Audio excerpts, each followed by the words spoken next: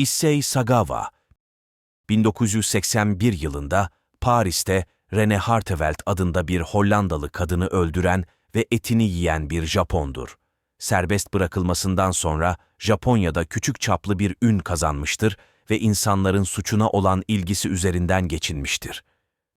Sagawa, Japonya'da Kobe'nin Hyogo ilinde zengin bir ailenin çocuğu olarak doğmuştur.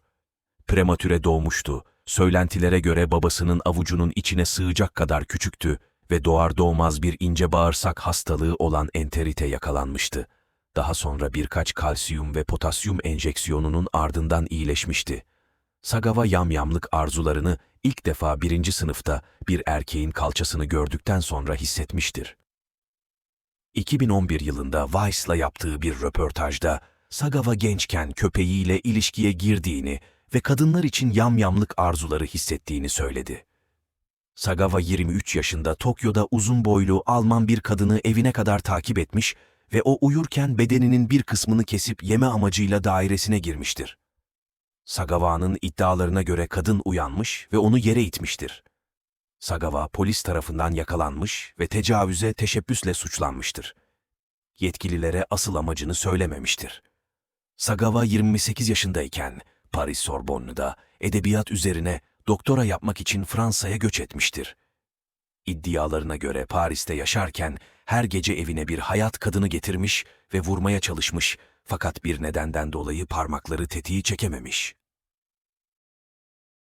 Sagawa 11 Haziran 1981'de Sorbonne'dan sınıf arkadaşı René Hartevelt'i bir okul ödevi için şiir çevirme bahanesiyle akşam yemeğine davet etmiştir. Kendinde eksik olan sağlık ve güzelliğinden dolayı seçtiği Hartevelt'i öldürmeyi ve yemeyi planlamıştır. Kendini zayıf, çirkin ve küçük olarak tasvir etmiştir ve Hartevelt'i yiyerek onun yaşam enerjisini emmeyi istediğini iddia etmiştir.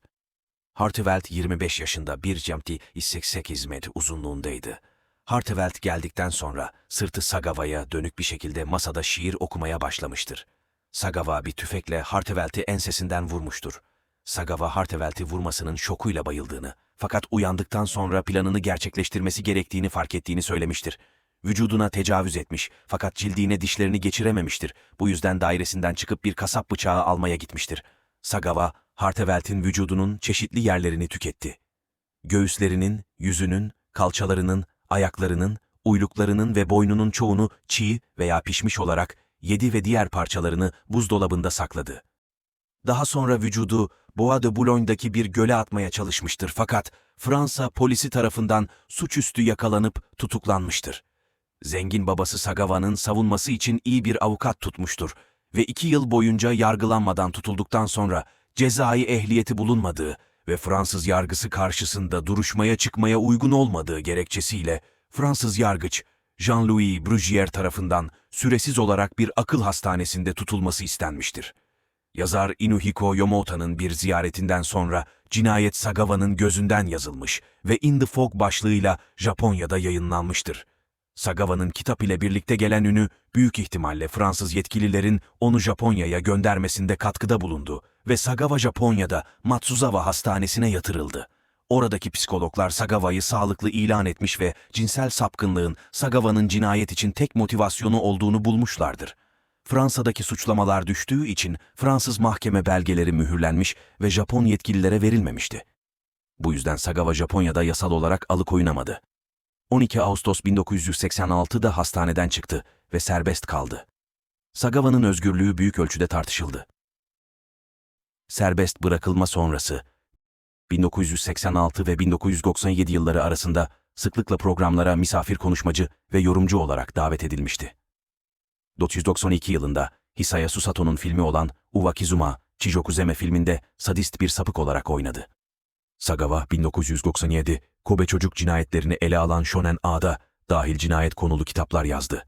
Ayrıca Japon dergisi Spy için incelemeler de yazdı. Sagawa daha sonra yazıları için yayımcı bulamadı ve iş bulmakta zorlandı. Müdürü Sagawa'nın gerçek ismini kullanmaya devam etmesindeki cesaretinden etkilendiğinden dolayı neredeyse bir Fransız dil okuluna kabul edildi fakat çalışanlar karşı çıktı ve reddedildi. 2005 yılında Sagawa'nın ebeveynleri öldü. Cenazelerine katılması engellenmişti. Fakat Sagawa alacaklılarına borçlarını ödedi ve sosyal konutlara taşındı. Bir süre boyunca sosyal yardım aldı. 2009 yılında Vice dergisiyle bir röportajında bir katil ve yamyam olarak yaşamaya zorlanmanın korkunç bir ceza olduğunu söyledi. 2013 yılında sinir sistemine kalıcı hasar veren bir beyin enfarktüsü nedeniyle hastaneye kaldırıldı ve erkek kardeşinin tam zamanlı bakımı altına girdi.